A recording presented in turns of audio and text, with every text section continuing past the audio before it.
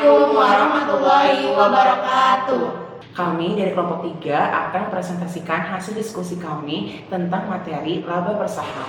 Tugas video ini kami buat untuk menyelesaikan tugas video mata kuliah akuntansi keuangan menengah 3 yang diampu oleh Bu Lia Uzliawati. Sebelum memulai presentasi pada video kali ini, izinkan kami untuk memperkenalkan diri kami masing-masing. Perkenalkan, nama saya Sultan Hasibuan dan di sebelah Saya Nur Zafira Indah. Lalu saya Pintar Al-Hidayah. Selamat malam.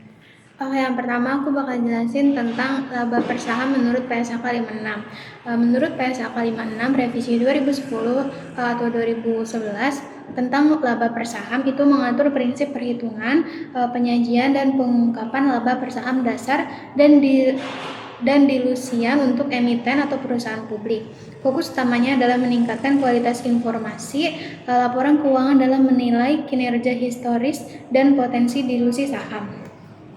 Oke, lalu selanjutnya ada efek dilutif. Efek dilutif adalah kondisi di mana laba per saham menurun karena adanya potensi penambahan jumlah saham.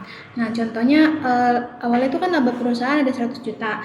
Nah, udah gitu sahamnya itu 10 lembar. Jadi laba per lembar sahamnya itu 10 juta per lembar sahamnya kan.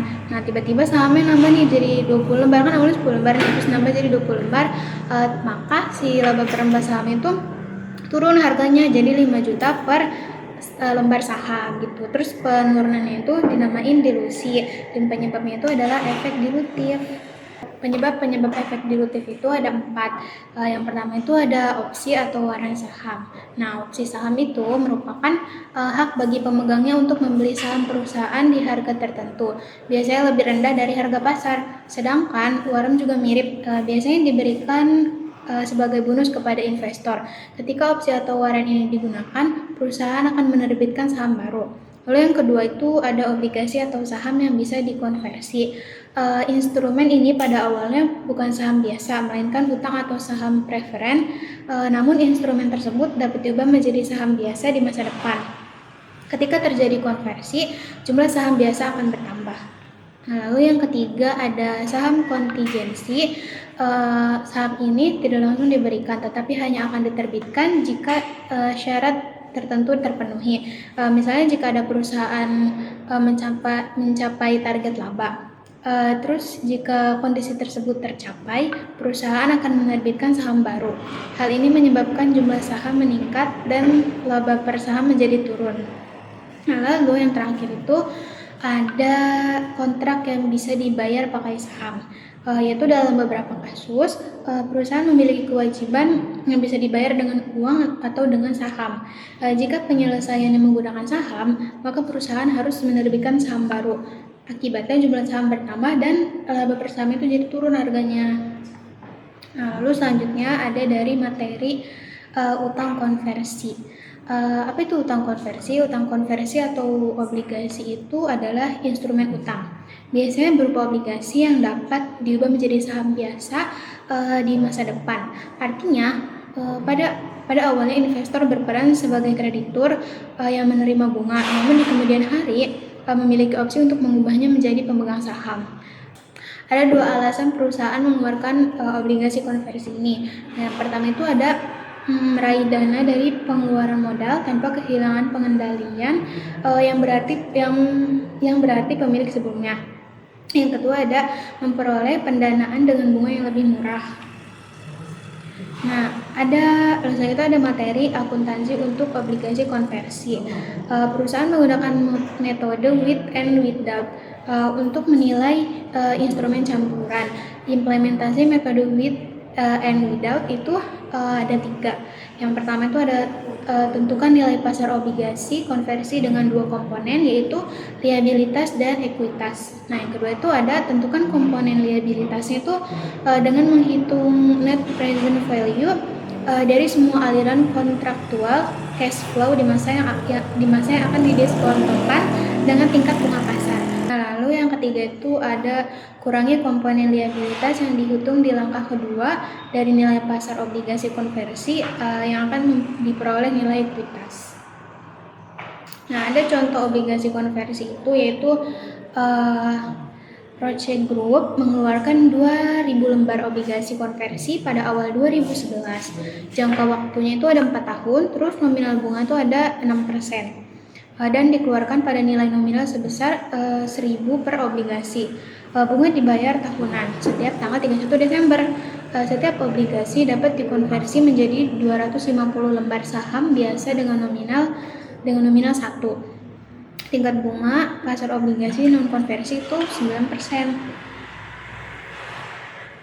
Nah, cara hitung itu yang pertama kita cari present value pokoknya dulu, yaitu yang tadi 2 juta itu dikali sama yang bunga nominal bunganya itu yang 6%. Jadi kita cari di tabel bunganya gitu kan. Nah, begitu udah dikali dapat tuh hasilnya yang 1.416.860. Nah, udah gitu yang keduanya kita cari present value dari pembayaran bunga. Itu yang 120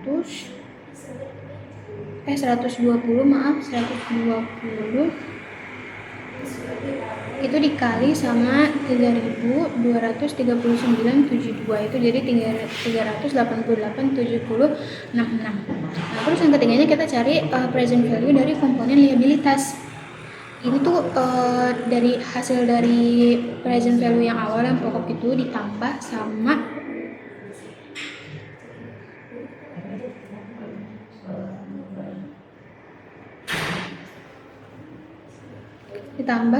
yang present value dari pembayaran bunga itu yang 388. Itu kan ditambah tuh, nah hasilnya tuh komponen liabilitas yaitu 1.805.606. Nah, terus yang 2 juta tadi itu adalah nilai wajar utang konversi pada tanggal penerbitan. Nah, yang 1.800 itu yang tadi komponen liabilitas itu nilai wajar komponen liabilitas pada tanggal penerbitan.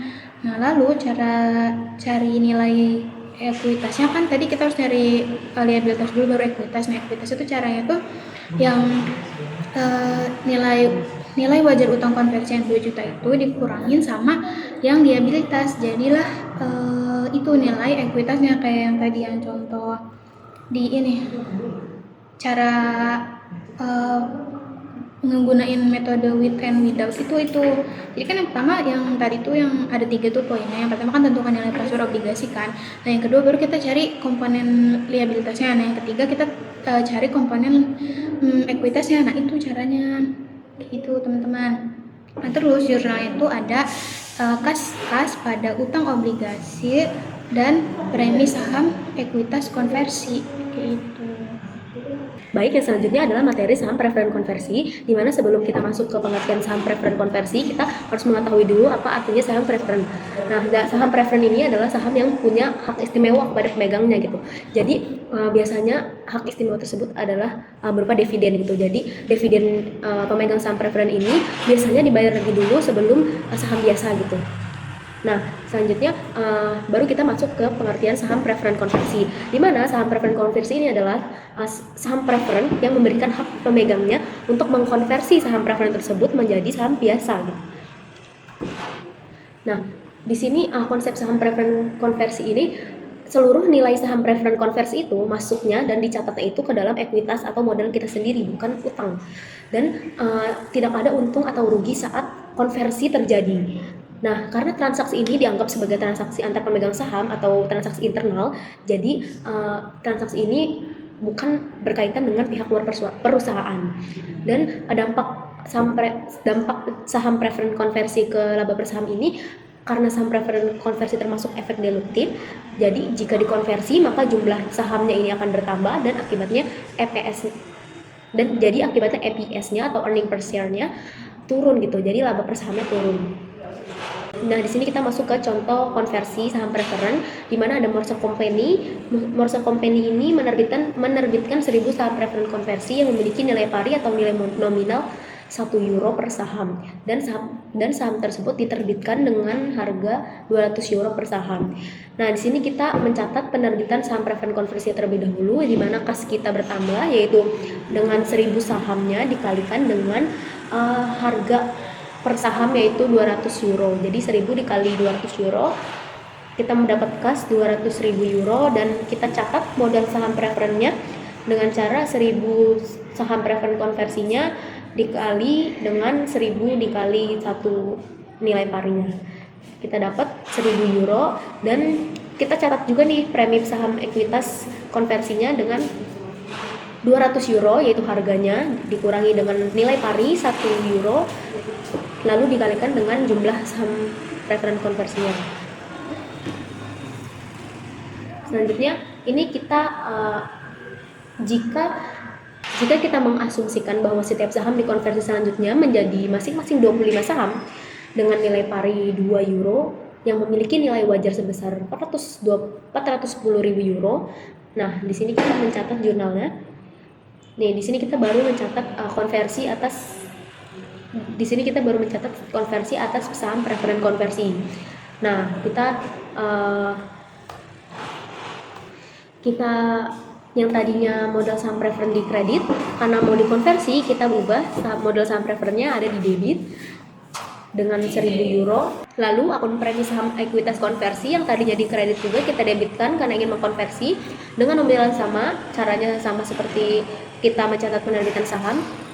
Nah, di sini saat mengkonversi kita menambahkan akun modal saham biasa yang tadinya di debit kita jadikan di kredit. Karena kita mengkonversi saham biasa menjadi saham preferred, jadi kita terbitkan akun modal saham biasa di kredit dengan cara 1000 saham yang sebelumnya dikalikan dengan 25 saham yang baru dan dikali dengan nilai pari yang baru yaitu 2 euro. Jadilah hasil 50.000 euro. Dan di sini juga ada akun premi saham biasa yang dikredit.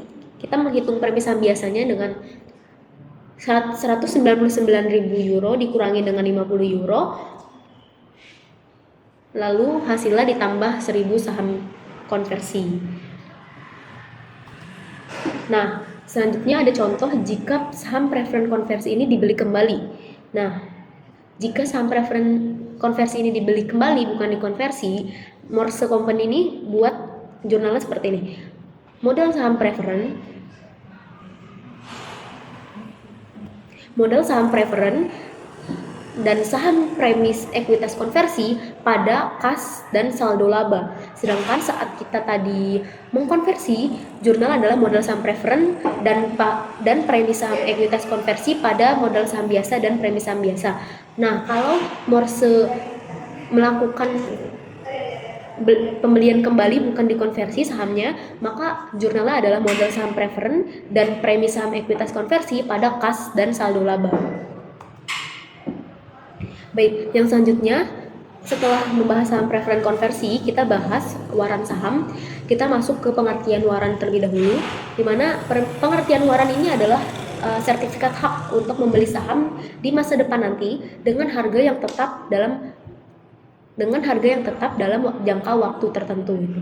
Nah, jadi waran itu hak bukan kewajiban. Nah, jadi si pemegang saham ini bisa memilih apakah akan menggunakan waran tersebut atau tidak gitu. Nah, waran saham ini memiliki beberapa karakteristik. Yang pertama, waran ini punya harga pelaksanaan, di mana harus diingat ya teman-teman, harga pelaksanaan itu adalah harga yang sudah ditentukan sebagai harga beli saham ketika kita menggunakan waran tersebut. Nah, waran ini juga memiliki jangka waktu tertentu. Jadi jika kita melewati batas waktunya, itu waran tidak bisa digunakan lagi. Dan waran ini dapat diperdagangkan jika bersifat detachable. Dan karakteristik terakhir itu, untuk memperoleh saham, pemegang waran ini harus membayar sesuai harga pelaksanaan tadi, di mana harga pelaksanaan adalah harga yang sudah ditentukan sebagai harga beli saham ketika waran itu akan digunakan oleh pemegang saham.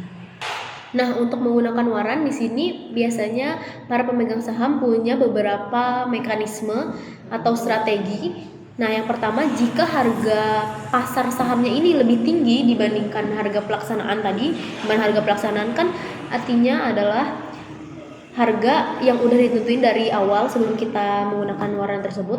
Jadi harga saham awal. Nah, jika harga pasar saham ini lebih tinggi daripada harga pelaksanaan tersebut, maka waran ini akan lebih menguntungkan dan sering digunakan oleh para investor gitu. Dan sebaliknya, jika harga pasar saham ini lebih rendah daripada harga pelaksanaan atau harga saham sebelumnya, harga saham awal, maka waran ini biasanya tidak digunain gitu. Oke, yang selanjutnya ada jenis waran. Nah, waran ini punya dua jenis teman-teman. Yang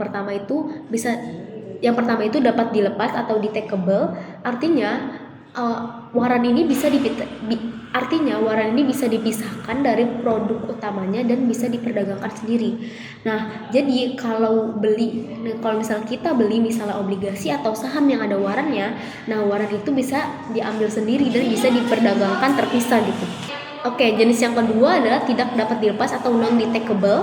Nah, sedang kebalikan yang tadi, di mana jenis waran tidak dapat dilepas ini tidak bisa dipisahkan dan harus dijual bersama produk utamanya, jadi tidak bisa dijual terpisah.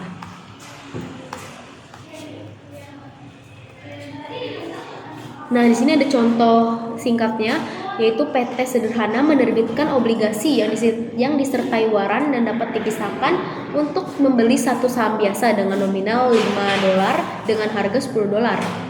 Nah, di sini kita diminta yang pertama menentukan nilai ekuitas atau nilai warannya, yang kedua membuat jurnal saat menerbitkan obligasi, terus buat jurnal jika seluruh waran dilaksanakan, misalnya 1000 waran, dan buat jurnal ketika waran tidak jadi dilaksanakan.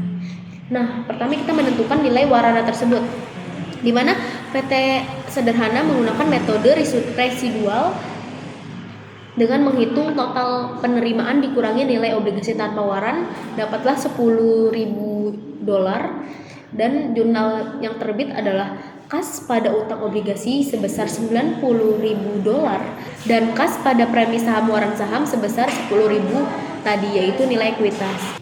Oke, yang ketiga kita buat jurnal ketika seluruh waran dilaksanakan. Kita hitung dulu kas masuknya berapa. Jika seluruh waran dilaksanakan berarti 1000 dikali dengan $10, yaitu $10.000, dengan modal sahamnya di 1000 waran dikali dengan $5, dapatlah $5.000,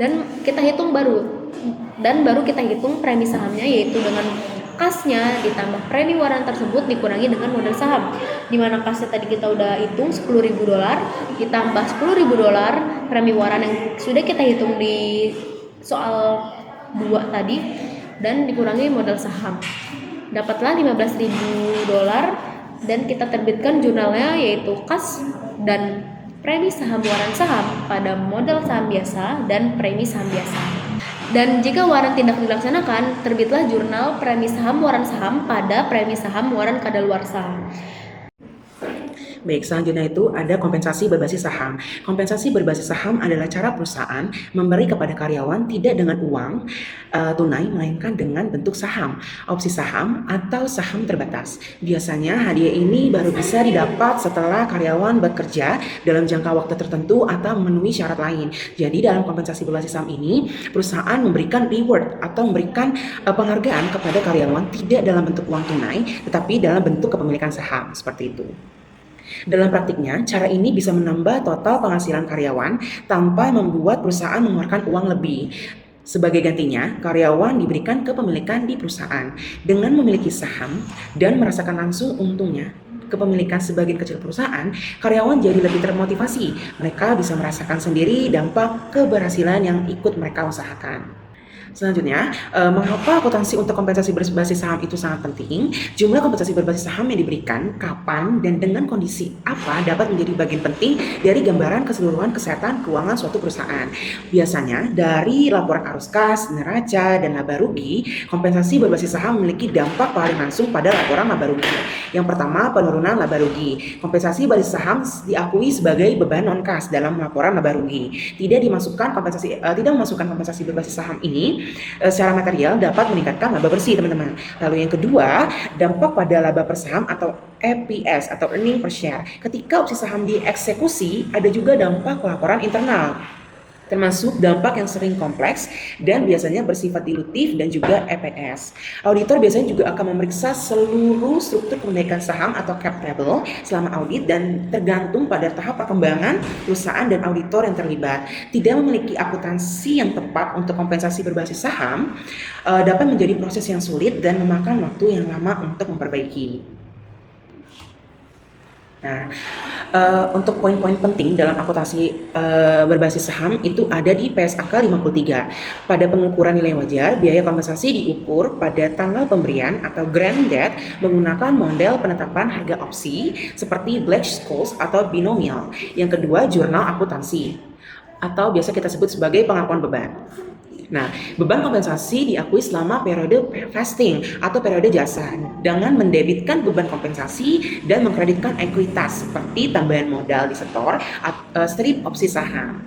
Lalu yang ketiga ada pencatatan saat exercise atau eksekusi. Ketika karyawan menggunakan hak opsi, ekuitas opsi saham dipindahkan ke modal saham, yaitu di debit, kas, tambahan modal disetor, strip opsi saham. Yang di kredit yaitu modal saham, tambahan modal disetor jika ada. Nah, dampak laporan keuangan itu meskipun tidak melibatkan arus kas keluar, beban ini mengurangi laba bersih. Selain itu, saham berpotensi dilusi atau dilutive security dapat menurunkan EPS yang dilaporkan. Vesting kompensasi biasanya memiliki jadwal vesting, di mana karyawan harus memenuhi syarat atau masa kerja kinerja tertentu agar saham tersebut menjadi hak mereka, seperti itu. Nah, selanjutnya di jenis transaksi pembayaran berbasis saham. Di PSAK 53 mengatur jenis 3 transaksi. Yang pertama, penyelesaian dengan ekuitas. Ini entitas memberikan instrumen ekuitas berupa saham, opsi saham. Jadi karyawan diberikan kepemilikan di perusahaan tersebut. Yang kedua, penyelesaian dengan kas.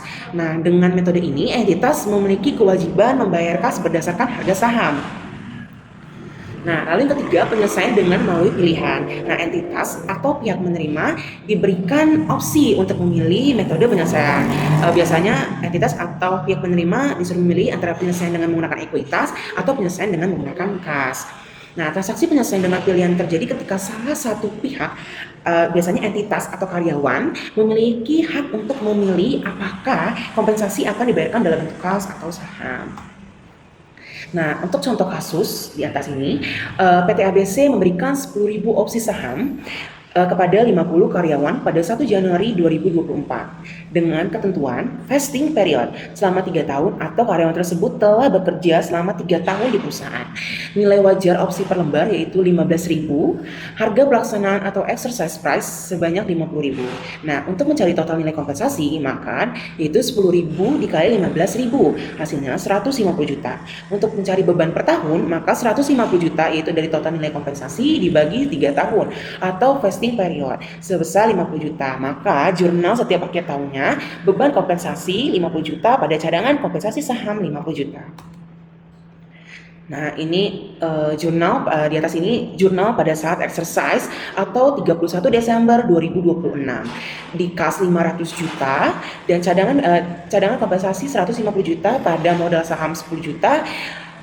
Agio saham atau sisanya 640 juta. Nah, untuk perhitungannya teman-teman bisa lihat di tabel perhitungan di atas seperti itu. Lalu ada juga di laba per saham selanjutnya kita akan membahas tentang laba per saham. Nah, lembar per saham atau yang bisa kita kenal sebagai earning per share atau EPS adalah jumlah laba per setiap saham yang beredar dalam saham perusahaan. EPS atau LPS adalah tingkat keuntungan bersih untuk tiap lembar saham yang mampu diraih perusahaan pada saat menjalankan operasinya. Laba per lembar saham atau EPS diperoleh dari laba yang tersedia bagi pemegang saham biasa dibagi dengan jumlah rata-rata saham biasa yang beredar. Nah, teman-teman, ada 2 variabel penentu dalam lembar saham ini. Yang pertama, jumlah laba dalam satu periode. Yang kedua, ada jumlah saham biasa yang beredar dalam selama periode yang bersangkutan. Nah, selanjutnya ada juga nih laba bersih per saham, yaitu pendapatan bersih perusahaan selama setahun dibagi dengan jumlah rata-rata lembar saham yang beredar. Dengan pendapatan bersih tersebut dikurangi dengan saham preferen yang diperhitungkan untuk tahun tersebut. Nah, LPS dikaitkan dengan harga per saham atau price earning ratio. Ini biasanya kita dengar ya teman-teman, kayak rasio dari lembar per saham tersebut berapa seperti itu. Nah, sebenarnya apa sih itu price earning ratio? Itu adalah gambaran tentang kinerja perusahaan dibandingkan dengan uang yang ditanam pemilik perusahaan, seperti itu. Nah, untuk ruang lingkupnya, lembar per saham ini terbagi menjadi 2. Yang pertama, laporan keuangan individu entitas. Nah, laporan keuangan individu entitas ini juga ada dua ruang lingkupnya. Yang pertama, memiliki saham biasa atau instrumen berpotensi saham biasa yang diperdagangkan di pasar publik atau biasanya kita bisa mencarinya di Bursa Efek Indonesia atau BI. Nah, telah mengajukan pernyataan pendaftaran atau dalam proses pengajuan pernyataan pendaftaran pada regulator pasar modal atau regulator lainnya untuk tujuan penerbitan pasar saham di pasar publik. Nah, lalu yang kedua ada laporan keuangan konsolidasian atau suatu kelompok usaha dengan entitas induk yang memiliki saham biasa atau instrumen berpotensi saham yang biasa diperdagangkan di pasar publik. Lalu yang kedua telah mengajukan pernyataan pendaftaran atau dalam proses pengajuan pernyataan pendaftaran pada regulator pasar modal atau regulator lainnya untuk tujuan penerbitan saham di pasar publik. Nah, untuk mencari laba per saham, ini ada di atas teman-teman. Laba per saham dasar itu dapat dihitung dengan membagi laba atau rugi bersih yang tersedia bagi pemegang saham atau laba bersih residual dengan jumlah rata-rata ketimbang saham biasa yang beredar dalam satu periode, seperti itu. Lalu yang kedua ada laba residual. Nah, untuk perhitungan laba residual atau laba bersih yang dapat diatribusikan pemegang saham, laba bersih dikurangkan dengan jumlah dividen preferen setelah pajak. Selisih yang timbul dari penyelesaian saham preferen dan akibat lain yang serupa dari saham preferen diklasifikasikan sebagai ekuitas, teman-teman.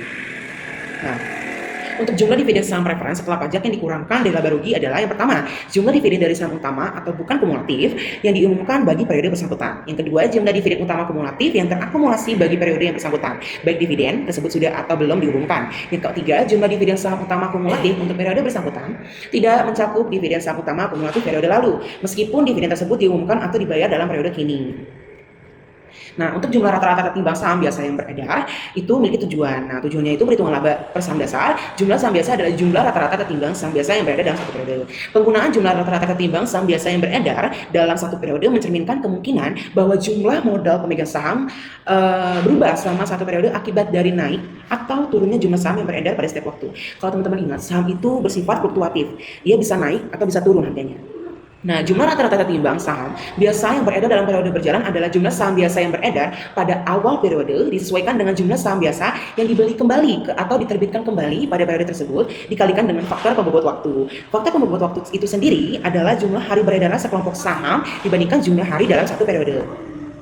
Nah, teman-teman, pada saham beredar itu bisa dianggap saham beredar ketika memiliki ketentuan-ketentuan tertentu seperti yang ada pada slide di atas ini. Saham biasa, yang pertama, saham biasa yang diterbitkan melalui penjualan dengan kas diperhitungkan saat kas sudah diterima atau when cash is reservable. Yang kedua, saham biasa yang diterbitkan atas reinvestasi sukarela dari dividen saham biasa atau saham utama yang diperhitungkan sejak tanggal pembayaran dividen. Yang ketiga, saham biasa yang diterbitkan sebagai hasil dari konversi instrumen utang. Misalnya obligasi konversi diperhitungkan sejak tanggal utang tidak lagi berbunga atau the debt interest cases accruing. Yang keempat, saham biasa yang diterbitkan sebagai pengganti bunga atau pokok bagi instrumen keuangan lain diperhitungkan sejak tanggal utang tidak lagi berbunga. Yang kelima, saham biasa yang diterbitkan dalam rangka penyelesaian utang atau settlement perusahaan diperhitungkan sejak tanggal penyelesaian tersebut. Yang keenam, saham biasa yang diterbitkan sebagai pembayaran atas perolehan aset bukan kas diperhitungkan sejak tanggal perolehan tersebut diakui. Dan untuk yang ketujuh, yang terakhir, saham biasa yang diterbitkan sebagai pembayaran atas jasa kepada perusahaan diperhitungkan sejak jasa yang bersangkutan diterima perusahaan itu sendiri. Seperti itu, teman-teman.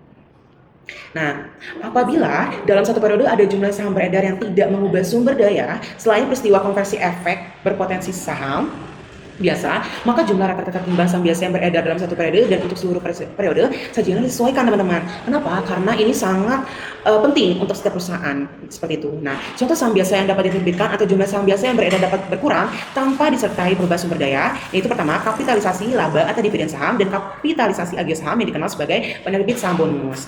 Seperti itu. Ini tidak disertai dengan perubahan sumber daya. Yang kedua, unsur bonus dalam penerbitan saham lainnya. Yang ketiga, adanya pemecahan saham atau stock split. Yang keempat, penggabungan saham atau consolidation of stock atau reserves of stock split. Lalu yang selanjutnya ada laba per saham dilusian.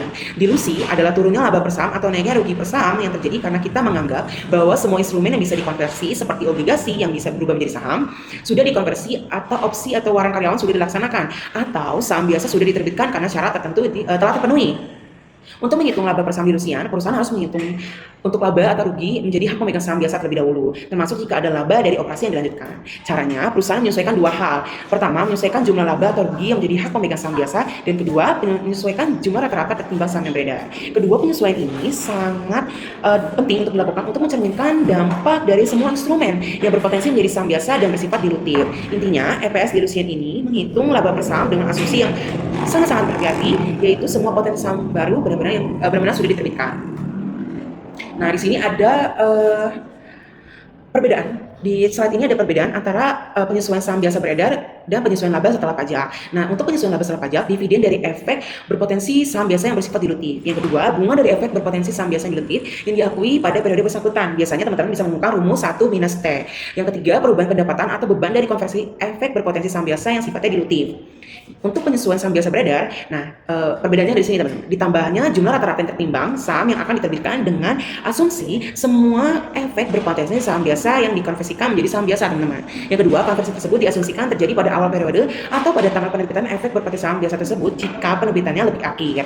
Nah, untuk rumus dari EPS dilusian itu sendiri adalah laba yang sudah disesuaikan atau dalam artian laba tersebut sudah dikenakan pajak atau laba setelah pajak dibagi jumlah saham yang sudah disesuaikan. Seperti itu. Nah, teman-teman, di sini ada contoh soal tentang opsi atau waran dilutif menggunakan metode treasury stock. Mungkin teman-teman sebelumnya sudah mempelajari dari apa itu metode treasury stock. Mungkin aku jelaskan sedikit lagi tentang metode treasury stock. Metode treasury stock adalah cara menghitung dampak dilusi dari opsi saham atau waran ketika perusahaan menghitung laba per saham EPS dilusian. Nah, untuk soalnya ada di atas ya teman-teman, di slide atas. PT ABC memiliki 3.000 opsi saham beredar dengan harga exercise 1 juta dan harga wajar saham yang akan diterbitkan adalah 1.200.000. Berapakah asumsi penambahan jumlah saham biasa? Untuk mencari penambahan jumlah saham biasa yang beredar, maka rumusnya harga wajar dikurang harga opsi dibagi harga wajar. Nah, untuk hasil ini baru dikalikan dengan jumlah lembar opsi. Nah, untuk pada soal ini harga wajar kan 1.200.000. Dikurang 1 juta. Ini ada kesalahan ya teman-teman. Ini harusnya harga opsi. Jadi harga wajar dikurang harga opsi dibagi harga opsi. Nanti ditemukan 1.200.000 dikurang 1 juta dibagi 1 juta. Lalu didapatkanlah itu 0,0 didapatkan hasil itu didapatkan lalu dikali dengan 3.000 lembar opsi. Nah, maka didapatkan 600 lembar saham biasa. Seperti itu. Itu saja yang dapat kami sampaikan mengenai hasil diskusi kami tentang materi lembar per saham. Kurang lebihnya mohon dimaafkan karena ini merupakan hasil diskusi kami. Wassalamualaikum warahmatullahi wabarakatuh.